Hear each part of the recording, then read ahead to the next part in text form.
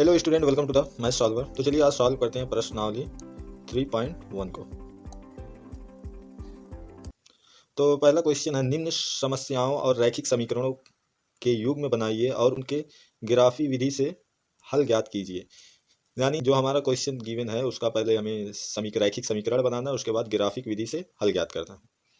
तो first question है, कक्षा एक्स के 10 विद्यार्थियों, एक्स मीन्स 10 के, कक्षा 10 के 10 विद्यार्थियों ने एक गणित की पहेली प्रतियोगिता में भाग लिया। यदि लड़कियों की संख्या लड़कों की संख्या से 4 अधिक हो तो प्रतियोगिता में भाग लिए लड़कों और लड़कियों की संख्या ज्ञात कीजिए। ठीक, चलो इसको सॉल्व करते हैं। तो लड़कियों की संख्या को हम x मान लेते हैं।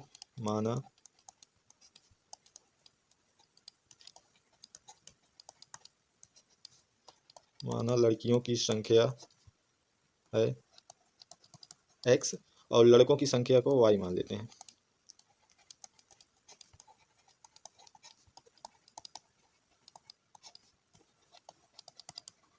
ठीक, तो यहाँ पे हमारा क्या दिया था, कक्षा 10 के 10 विद्यार्थियों ने एक गणित की पहेली प्रतियोगिता में भाग लिया। तो यहाँ पे हमारा पहला रैखिक समीकरण क्या मिला, तो लड़की और लड़का मिलाकर कुल विद्यार्थी 10 है। ठीक, तो हमारा हो जाएगा x plus Y, X means लड़की प्लस वाई मीन्स लड़का, इक्वल टू 10। लड़का लड़की जोड़ के 10 है। तो ये हमारा हो गया पहला रैखिक समीकरण।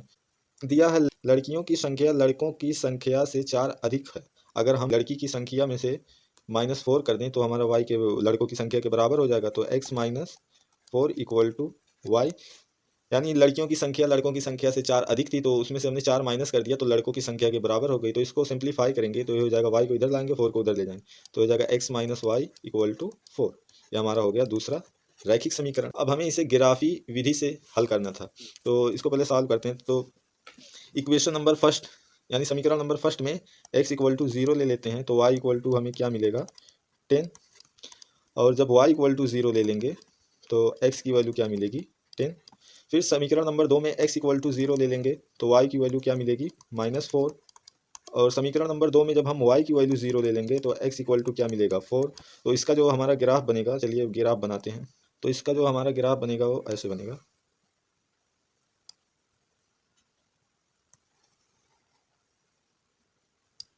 ठीक, तो पहले समीकरण से हमें जो x की वैल्यू मिली है वो 10 है और y की वैल्यू क्या मिली है 10। तो हमारा पहली रेखा जो जाएगी 10 से 10 जाएगी,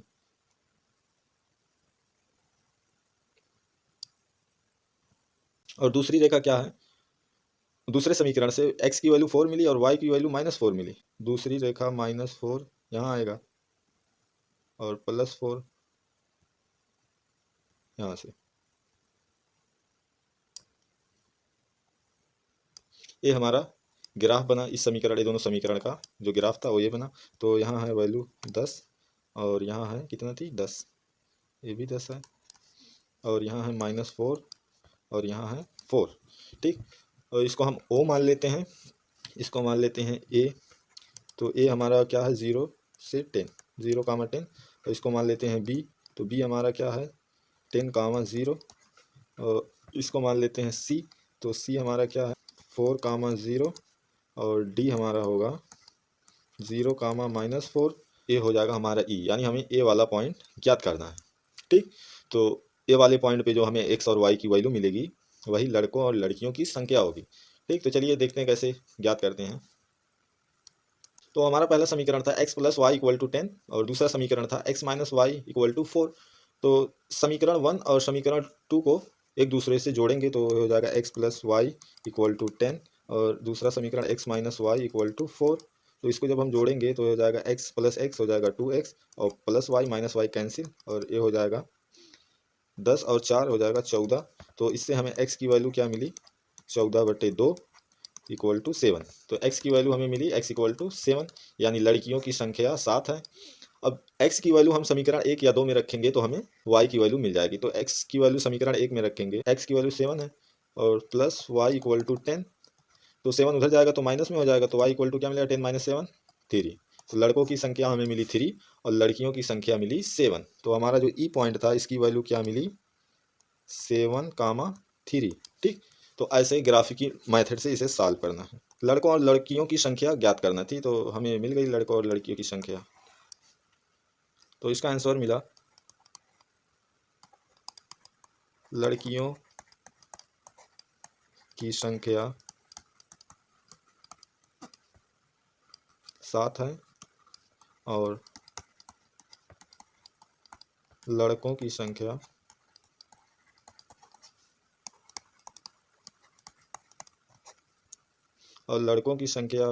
3। ठीक। तो क्वेश्चन में दिया था कि लड़कियों की संख्या लड़कों से 4 अधिक है, तो लड़कों की संख्या हमें मिली 3 और लड़कियों की संख्या मिली 7, तो लड़कियों की संख्या 4 अधिक है, तो यही हमारा आंसर होगा। तो पहले के दूसरे में दिया है 5 पेंसिल तथा 7 कलमों का कुल मूल्य 50 है। ठीक। और जबकि 7 पेंसिल तथा 5 कलमों का कुल मूल्य 46 है।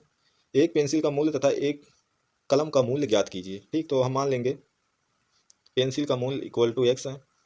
माना पेंसिल हमारा ये वाला हो गया, पेंसिल का मूल्य इक्वल टू x और कलम का मूल्य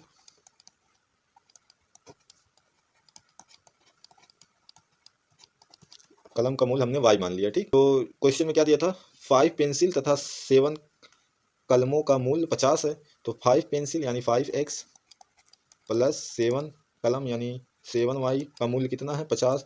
तो हो गया 50, ये हो गया हमारा, मिल गया पहला रैखिक समीकरण।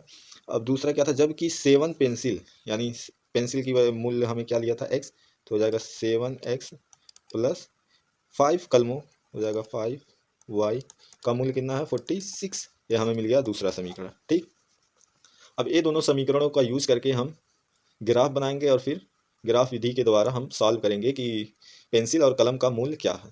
तो समीकरण नंबर 1 में हम x की वैल्यू 0 मान लें, तो समीकरण 1 से x की वैल्यू 0 मान लें, तो y की वैल्यू क्या मिलेगी, y की वैल्यू मिलेगी 50/7। तो 50 में 7 से भाग देंगे तो हमें क्या मिलेगा, 7 सत्ते 49 14। ठीक। और जब हम y की वैल्यू 0 मानेंगे समीकरण 1 में, तो x की वैल्यू क्या मिलेगी, x equal to 50/5 equal to 10। ठीक। और समीकरण नंबर 2 से, तो समीकरण नंबर 2 में जब हम x की वैल्यू 0 मानेंगे तो y की वैल्यू कितना मिलेगी, y इक्वल टू 46/5। तो 46 में 5 से भाग देंगे तो 9 पंजे 45, तो हो जाएगा 9 बचेगा 1, 9.2। ठीक। और y की वैल्यू जब 0 लेंगे तो x की वैल्यू कितना मिलेगी, x इक्वल टू हो जाएगा 46/7। तो 46 में 7 से डिवाइड करेंगे तो हमें क्या मिलेगा, 7 छक 42, तो हो जाएगा 6 और बचेगा 4, 0 40, 7 पंजे 35, 6.57। ठीक। अब इसी पर हम ग्राफ खींचेंगे, तो हम ग्राफ खींचते हैं। ये हमारा हो गया y एक्सिस, ये हो गया x एक्सिस। पहला समीकरण से क्या वैल्यू मिली थी, y की वैल्यू मिली थी 7.14 और x की वैल्यू मिली थी 10। तो पहले समीकरण से हमने ये रेखा खींची,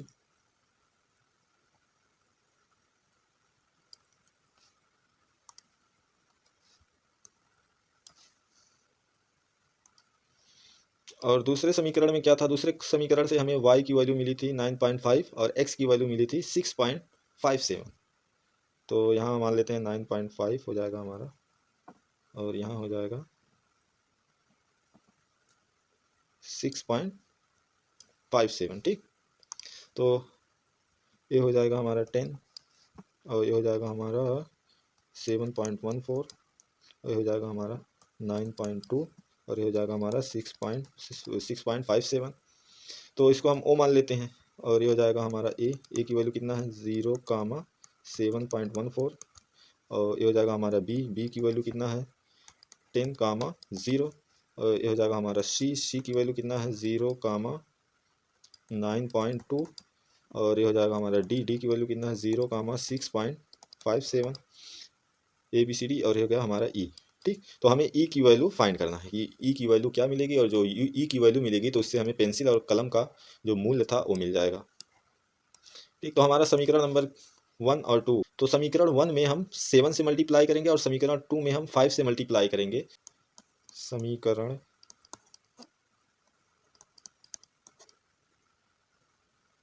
1 में 7 से गुणा करेंगे और समीकरण 2 में 5 से गुणा करेंगे। फिर समीकरण 1 में से तो समीकरण 2 को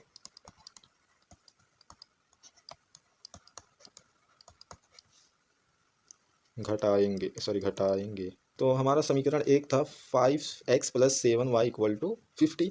तो 5x में 7 से मल्टीप्लाई करेंगे तो हमारा हो जाएगा 35x, और प्लस 7y में 7 से मल्टीप्लाई करेंगे तो हो जाएगा 49y = 50 में 7 से मल्टीप्लाई करेंगे तो हो जाएगा 350।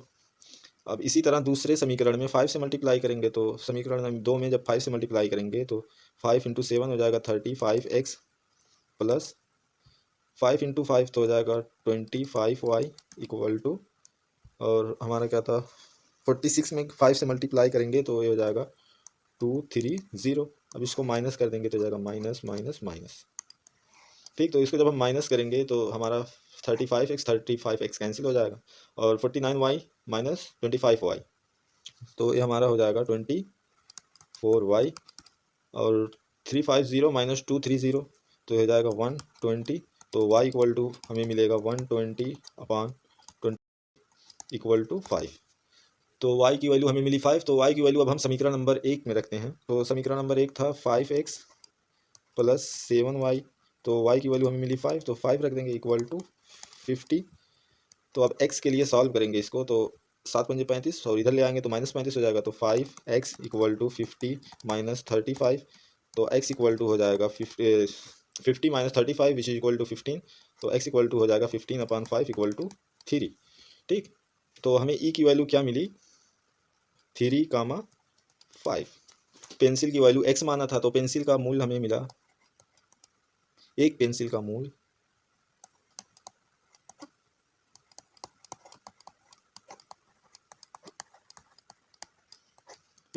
मूल हमें कितना मिला 3, और एक कलम का मूल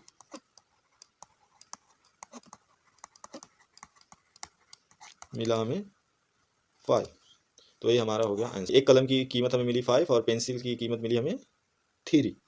तो इसको अगर हम देखना चाहते हैं कि जो हमारा सही है कि गलत, तो इसमें जो ये हमारा समीकरण बना था या जो क्वेश्चन में दिया था कि 5 पेंसिल और 7 कलमों का कुल मूल्य 50 है, तो हमें x यानी पेंसिल की वैल्यू मिली 3 और कलम की वैल्यू, तो अब हम इसमें पुट करके देख लेंगे, अगर =50 आ जाता है तो सही है। अब क्वेश्चन नंबर 2 में देखते हैं अनुपातों a1/a2, b1/b2 और c1/c2 की तुलना कर ज्ञात कीजिए निम्न समीकरण युग्म द्वारा निरूपित रेखाएं एक बिंदु पर प्रतिच्छेद करती हैं, समांतर अथवा संपाती हैं।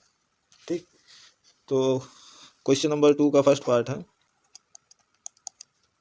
समीकरण दिया रैखिक समीकरण 5x - 4y + 8 = 0, और दूसरा समीकरण दिया है 7x + 6y - 9 = 0।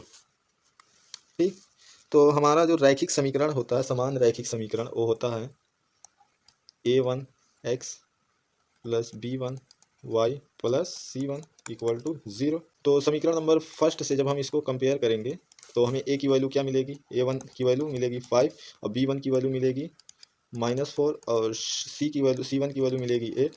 ठीक इसी प्रकार a2x + b2y + c2 = 0। तो समीकरण नंबर 2 से जब इस इक्वेशन को कंपेयर करेंगे तो हमें a2 की वैल्यू क्या मिलेगी 7 और b2 की वैल्यू मिलेगी 6 और c2 की वैल्यू मिलेगी -9। तो जो हमें दिया था अनुपातों की तुलना कर ज्ञात कीजिए रैखिक समीकरण का योग, तो हमारा क्या था अनुपात a1/a2 एंड b1/b2 और c1/c2। ठीक, तो a1 की वैल्यू हमारे पास क्या 5, तो हो जाएगा 5/a2 की वैल्यू 7 और b1 की वैल्यू है -4/b2 की वैल्यू 6 और c1 की वैल्यू क्या है 8/c2 की वैल्यू -9।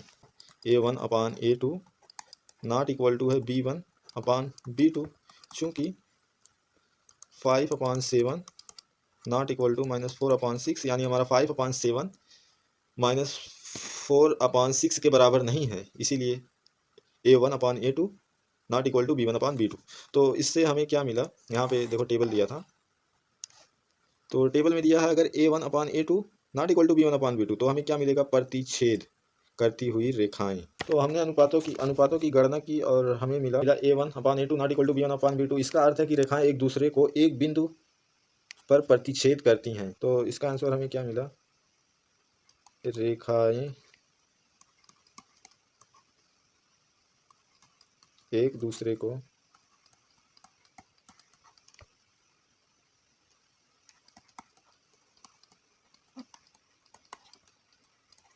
एक बिंदु पर प्रतिच्छेद करती हैं।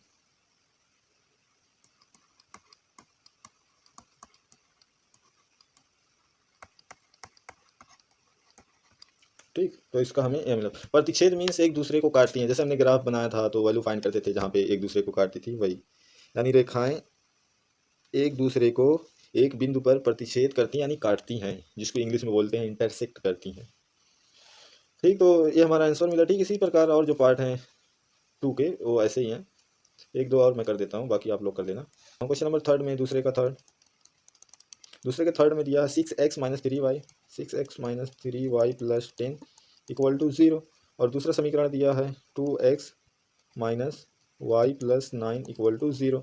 तो इसको जो हमारा ये दोनों इक्वेशन था A1x + B1y + C1 = 0, इससे हम इक्वेशन नंबर 1 को कंपेयर करेंगे, और ये हमारा इक्वेशन था A2x + B2y + C2 = 0, इससे हम इक्वेशन नंबर 2 को कंपेयर करेंगे। तो 1 से कंपेयर करेंगे तो हमें A1 की वैल्यू मिलेगी 6, B1 की वैल्यू मिलेगी -3 और C1 की वैल्यू मिलेगी 10।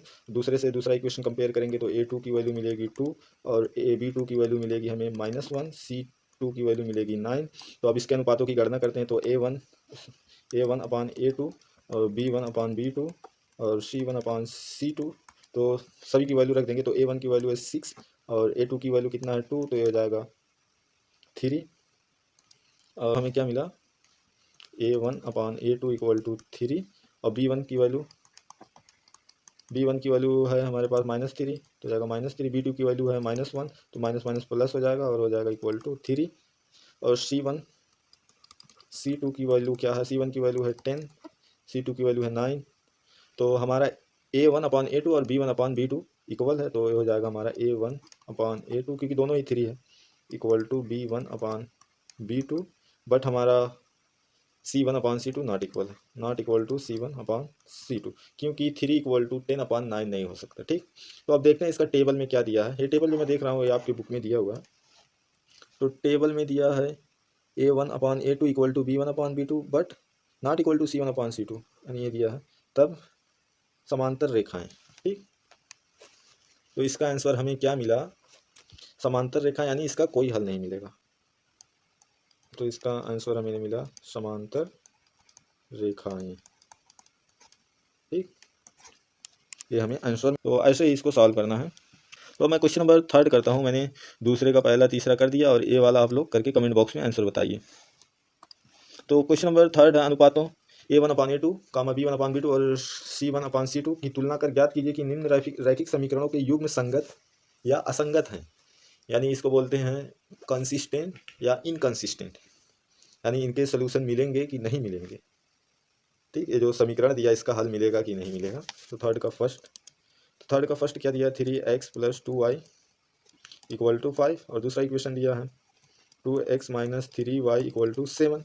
तो इसको हम, ये जो हमारा समान रैखिक समीकरण था, यानी A1x + B1y + C1 = 0 और A2x + B2y + C2 = 0, तो इसको इससे कंपेयर करेंगे और इसको इससे कंपेयर करेंगे। तो A1 की वैल्यू हमें मिलेगी 3, B1 की वैल्यू मिलेगी 2, C1 = -5, क्योंकि 5 इधर है तो इसको इधर लाएंगे तो हो जाएगा -5, और दूसरे को कंपेयर करेंगे तो हो जाएगा A2 = 2, B2 = -3, और 7 इधर आएगा तो माइनस में हो जाएगा, तो C2 = -7। तो अब हमें अनुपातों की गणना करना है। तो A1/A2 = कितना, A1 की वैल्यू है 3, A2 की वैल्यू है 2, और B1/B2 इक्वल टू B1 की वैल्यू है 2 और B2 की वैल्यू है -3 और C1/C2 C1 की वैल्यू है -5 C2 की वैल्यू -7 तो माइनस माइनस कैंसिल हो जाएगा तो क्या हो जाएगा 5/7। तो हम इसकी गणना करेंगे तो हमारा है A1/A2 हमारा A1/A2 और B1/B2 नॉट इक्वल टू यानी बराबर नहीं है तो हो जाएगा नॉट इक्वल टू B1/B2। तो इसका हम टेबल में देखेंगे तो A1/A2 not equal to B1/B2। तो इसका हमें क्या मिला, प्रतिच्छेद करती हुई रेखाएं और केवल एक हल क्या मिला हमें, संगत, यानी इसका हल मिलेगा। यह दर्शाता है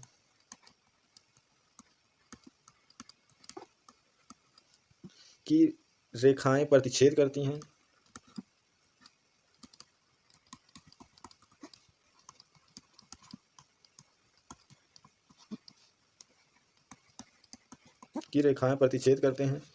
तो इसका युग्म संगत है।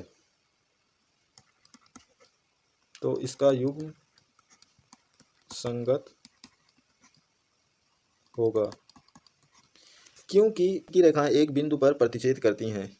ठीक, तो इसका यह जो हमारा था हमने इसको टेबल में देखा, यह दर्शाता है कि रेखाएं प्रतिच्छेद करती हैं तो युग्म संगत होगा यानी कंसिस्टेंस होगा। टेबल बुक में दिया है, उसको थोड़ा सा देखना पड़ेगा, याद कर लेना, नहीं तो पता कैसे लगेगा संगत है कि नहीं है या संगत है। उसके लिए नहीं तो हल करना पड़ेगा क्वेश्चन को। तो हल जैसे माइनस करके करते हैं, एक्स वाई की वैल्यू फाइंड करेंगे, अगर मिल जाती है तो संगत है, नहीं मिलती है तो असंगत है। तो अब मैं क्वेश्चन नंबर 5 करता हूँ, आप लोग बाकी कर लेना। थर्ड का 5,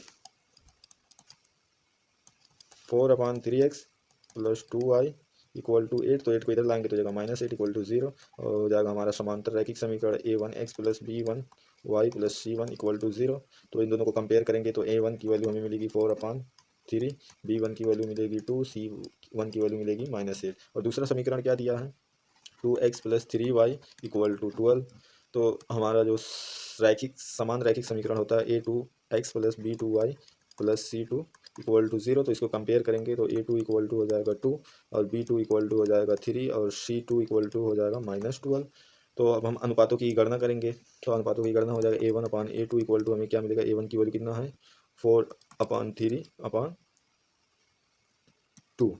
ठीक, तो ये हो जाएगा हमारा 4/6 तो 2 से कैंसिल होगा 2 और 3 तो इक्वल टू हो जाएगा 2/3 और B1/B2 तो B1 कितना है हमारा, B1 है 2 और B2 हमारा है 3 तो जाएगा 3 और C1 देखेंगे C1 हमारा कितना है -8 और C2 कितना है -12 तो हो जाएगा -8 -12 तो माइनस माइनस प्लस हो जाएगा और 4 दूना 8 4 3 12 तो ये भी हो जाएगा 2/3। तो हमें अनुपातों की गणना की तो हमें क्या मिला A1/A2 = B1/B2 = C1/C2 क्योंकि A1/A2 भी 2/3 है, B1/B2 भी 2/3 है और C1/C2 भी 2/3 है तो तीनों बराबर हैं। तो अब इसको हम टेबल में देखते हैं क्या मिला। तो टेबल हमारा था जब A1/A2 = B1/B2 C1/C2 होगा तब समपाती रेखाएं होंगी और अपरिमित रूप से अनेक हल होंगे, यानी इसमें भी हमें हल मिलेगा तो ये भी कंसिस्टेंस है यानी संगत है। तो यह दर्शाता है कि समपाती रेखाएं हैं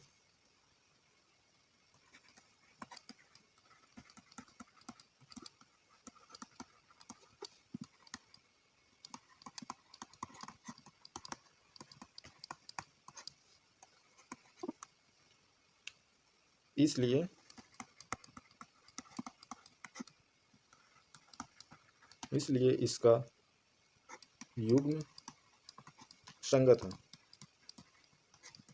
संगत यानी कंसिस्टेंस है। ठीक, तो चलिए क्वेश्चन नंबर 4 करते हैं। तो क्वेश्चन नंबर 4 में दिया है निम्न रैखिक समीकरणों के युग्मों में से कौन सा युग्म संगत और या असंगत है, यदि संगत है तो ग्राफिकी विधि से हल ज्ञात कीजिए। यानी जैसे हमने क्वेश्चन नंबर 3 में युग्म ज्ञात किया कि संगत है कि असंगत, पहले वही ज्ञात करना है, अगर संगत मिलता है तो फिर उसका हल ज्ञात करना होगा।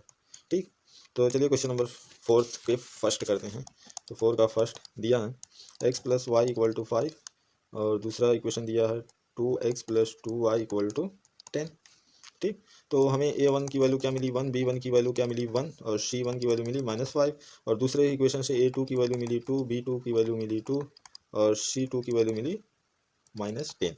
तो अब अनुपातों की गणना करेंगे तो A1/A2 = 1/2 और B1/B2 B2 इक्वल टू हो जाएगा 1/2 और C1/C2 इक्वल टू क्या हो जाएगा -5/-10 माइनस माइनस प्लस एंड 5 से 10 कैंसिल, तो क्या बचा 1/2। तो हमें क्या मिला A1/A2 equal to B1/B2 equal to C1/C2। ठीक, ये मिला क्योंकि तीनों की वैल्यू 1/2 है, ये भी 1/2 है, ये भी 1/2 है और ये भी 1/2 है, तो तीनों इक्वल हैं। तो अब हम इसको टेबल में देखेंगे। तो टेबल में जब ये तीनों इक्वल होता था तो संपाती रेखाएं होती थी, यह दर्शाता है संपाती रेखाएं, संपाती रेखाएं। ठीक, तो इसका युग्म जो है वो संगत है, यानी इसका हल मिलेगा। तो अब इसको सॉल्व करेंगे तो हमारे समीकरण दिया था x plus Y equal to 5 और दिया था 2x plus 2y equal to 10। तो ए वाले इक्वेशन में 2 से डिवाइड कर देंगे दूसरे वाले इक्वेशन में, तो हो जाएगा x plus Y equal to 5, यानी पहले वाला इक्वेशन बिल्कुल बन जाएगा। ठीक, तो अब हम ए वाला 1 हो गया और ए वाला 2 हो गया, तो 1 में से 2 को माइनस करेंगे तो x plus Y equal to 5 और x plus Y equal to 5 minus करेंगे तो माइनस माइनस तो ये पूरा कैंसिल हो जाएगा, 0 इक्वल टू 0। ये दर्शाता है अपरिमित रूप से अनेक सॉल्यूशन, अनेक हल, सॉरी, यानी इनफाइनाइटली मेनी सॉल्यूशन। तो इसका आंसर हमें ये मिला। और कहीं कहीं ऐसे भी लिख देता है y equal to 5 minus X, तो x की कुछ भी वैल्यू हो सकती है, ऐसे कहीं कहीं लिख देता है।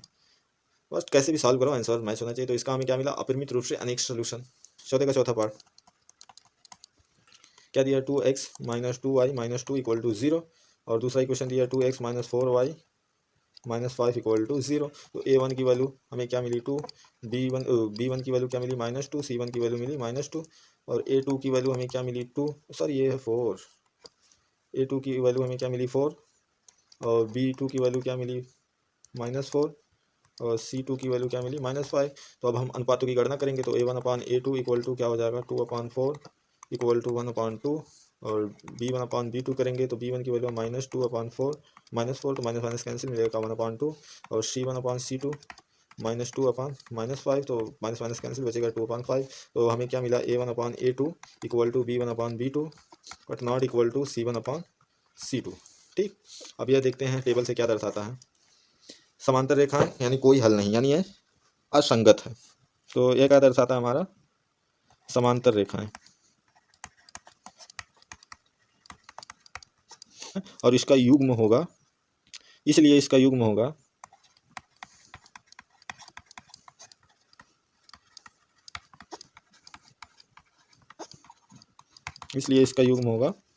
असंगत, असंगत यानी इसका कोई हल नहीं मिलेगा। ठीक, तो ये हमारा चौथे का चौथा था, यानी चौथे का हमने पहला कर दिया और चौथा कर दिया, बाकी आप लोग करना। अब चौथे का पांचवा करते हैं। एक आयताकार बाग जिसकी लंबाई चौड़ाई से 4 मीटर अधिक है का अर्ध परिमाप 36 मीटर है, बाग की विमाएं ज्ञात कीजिए, यानी लंबाई और चौड़ाई ज्ञात करना है। माना, तो क्वेश्चन नंबर 5, तो इसको मान लेंगे, माना बाग की चौड़ाई, सॉरी बाग की लंबाई चौड़ाई से 4 अधिक है, तो माना बाग की चौड़ाई है x, तो बाग की लंबाई होगी, तब बाग की लंबाई होगी 4 अधिक है, तो हो जाएगा बाग की लंबाई x प्लस 4, यानी चौड़ाई x है और उससे 4 अधिक लंबाई है। ठीक, तो अर्ध परिमाप का जो सूत्र होता है, लंबाई और चौड़ाई का योग इक्वल टू अर्ध परिमाप। तो अर्ध परिमाप का सूत्र होता है, अर्ध परिमाप इक्वल टू होता है लंबाई और चौड़ाई का योग।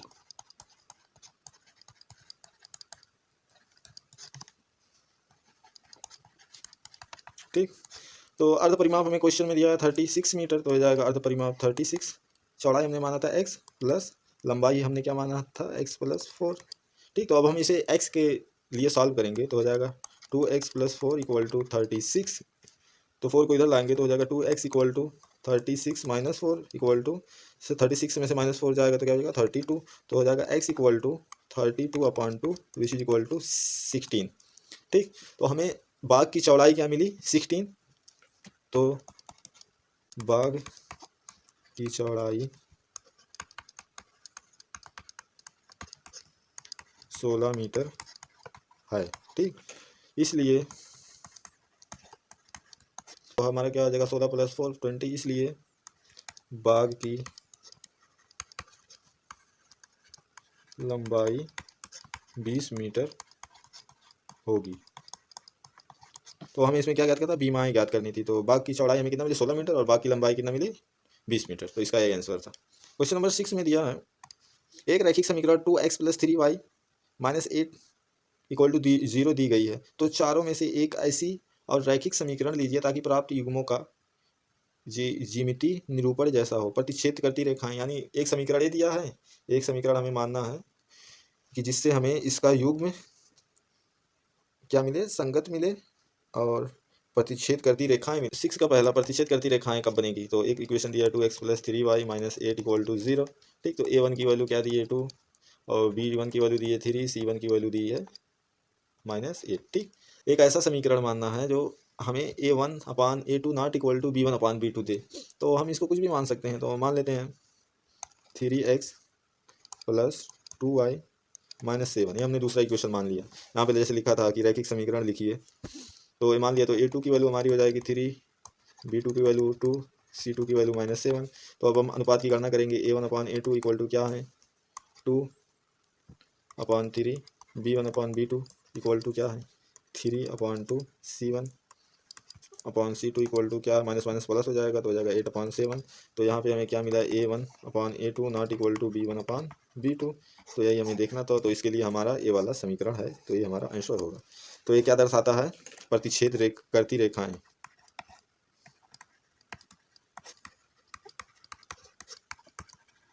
ठीक, ऐसे और तीनों करना है, यानी दूसरे वाले में लिखना है समांतर रेखाएं हो, तो दूसरे वाले के लिए हमें ऐसा समीकरण लिखना है कि a1/a2 इक्वल टू b1/b2 हो but not equal to c1/c2 हो। और थर्ड वाले के लिए हमें एक ऐसा समीकरण लिखना है कि तीनों बराबर हो, यानी a1/a2 equal to b1/b2 equal to c1/c2, तीनों बराबर हो। ठीक, तो हमारी संपाती रेखाएं हो जाएगी। ठीक, तो ऐसे इसको करना है। तो अब चलिए क्वेश्चन नंबर 7 पे आते हैं। तो क्वेश्चन नंबर 7 दिया है समीकरण x - y + 1 = 0, 3x + 2y - 12 = 0 graph कीजिए। x अक्ष पर इनकी रेखाओं से बने त्रिभुज के शीर्षकों का निर्देशांक ज्ञात कीजिए तथा त्रिभुजकार पटल की छायांकित कीजिए। तो पहला समीकरण दिया है x - y + 1 = 0 और दूसरा समीकरण दिया है, इसको मान लेते हैं पहला समीकरण। दूसरा समीकरण क्या दिया है 3x + 2y - 12 = 0, ये हमारा दूसरा समीकरण। तो इसका हमें ग्राफ खींचना है और ग्राफ जब हम खींचेंगे तो एक्स एक्स पर इनकी रेखाओं से त्रिभुज के शीर्षों का निर्देशांक ज्ञात कीजिए। ठीक, तो पहले समीकरण में समीकरण 1 से x की वैल्यू 0 लेंगे, तो x की वैल्यू 0 लेंगे तो y की वैल्यू क्या मिलेगी, हो जाएगा -+1 = 0। तो this implies y equal to मिलेगा 1। और जब हम y = 0 ले लेंगे तो हमें क्या मिलेगा x + 1 = 0। तो x इक्वल टू क्या मिलेगा -1। ठीक है, पहले समीकरण से मिला। जब हमने एक बार x को 0 माना तो y की वैल्यू मिली 1, y को 0 माना तो x की वैल्यू मिली -1। अब समीकरण नंबर 2 से x को 0 मानेंगे, x = 0, तो क्या बचेगा 2y - 12 = 0। तो 12 उधर जाएगा तो हो जाएगा 2y = 12, तो y इक्वल टू क्या हो जाएगा 6। और जब y को 0 मानेंगे तो क्या बचेगा 3x - 12 = 0, तो 12 उधर जाएगा तो हो जाएगा 3x = 12। This implies x = 12/3 which is equal to 4। ठीक, अब इसके समीकरण 1 से हमें वैल्यू क्या मिली, y = 1 एंड x = -1, और समीकरण नंबर 2 से क्या वैल्यू मिली, y = 6 एंड x = 4। तो अब हमें ग्राफ खींचना है, तो चलिए ग्राफ खींचते हैं। ठीक है, हमारा ग्राफ है।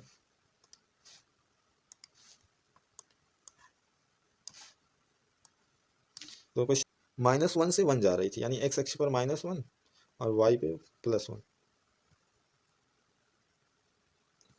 -1 से 1 जा रही थी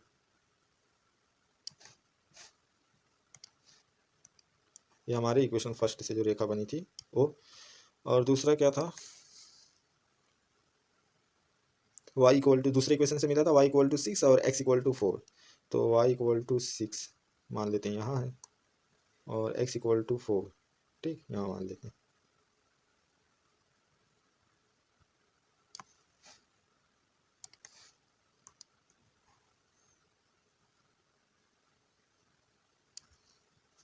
तो x अक्ष पे ये हमारा त्रिभुज बना और इसका शीर्ष क्या है, तो ये है -1 और यह 4 और ये है 6 और ये है किधर गया, ये है 1। ठीक, तो त्रिभुज का शीर्ष हमें क्या मिला,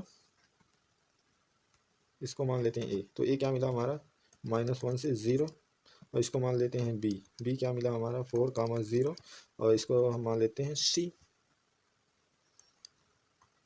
तो सी का हमें पता नहीं है, तो हमें सी की वैल्यू फाइंड करनी है। तो जैसे हमने क्वेश्चन नंबर फर्स्ट में किया था, ठीक उसी प्रकार इसमें भी करेंगे।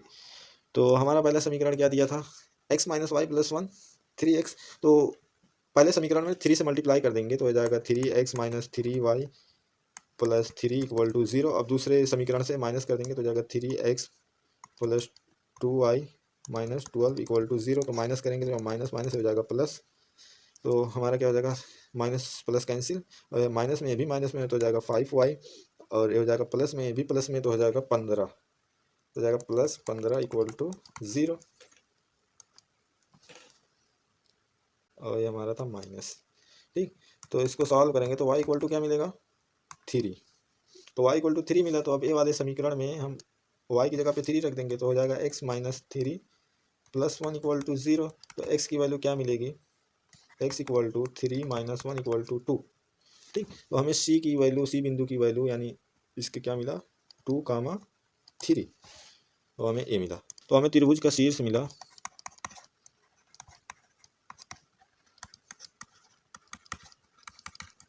त्रिभुज का शीर्ष क्या मिला -1, 0, 4, 0 एंड 2, 3। ठीक, ये त्रिभुज का शीर्ष मिला, इसका यही आंसर है। ठीक है, तो आज के लिए इतना, मिलते हैं नेक्स्ट प्रश्नावली में यानी 3.2 में नेक्स्ट लेक्चर में। तो तब तक के लिए 4 वीडियो को लाइक शेयर करो और चैनल को सब्सक्राइब करो। और मैंने एक व्हाट्सएप ग्रुप भी बनाया है, तो उसका लिंक डिस्क्रिप्शन में दिया है। फेसबुक पेज भी है, उसका भी लिंक डिस्क्रिप्शन में दिया है। ठीक, तो वहाँ पे जाके फटाफट पहले लाइक सब्सक्राइब, ग्रुप व्हाट्सएप का ग्रुप भी ज्वाइन करो।